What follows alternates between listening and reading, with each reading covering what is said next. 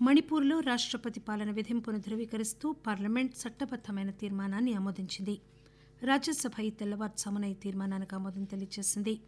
ఈ ఏడాది ఫిబ్రవరి 13వ తేదీన రాజ్యాంగంలోని 356(1) అధికరణం కింద రాష్టపతి పాలన విధిస్తూ రాష్టపతి చేసిన ప్రకటనకు చట్టబద్దమైన తీర్మానం ధృవీకరణ ఇస్తుంది.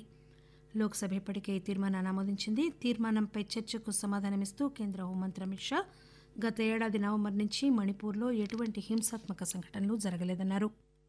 जब किसी ने भी सरकार के गठन का दावा नहीं किया, इसलिए शून्यावकाश की अवस्था में राष्ट्रपति शासन डालने का निर्णय किया। इस तरह से कहना कि राष्ट्रपति शासन इसलिए डाला गया कि समस्या संभलती नहीं। राष्ट्रपति शासन 13 फरवरी को डाला गया।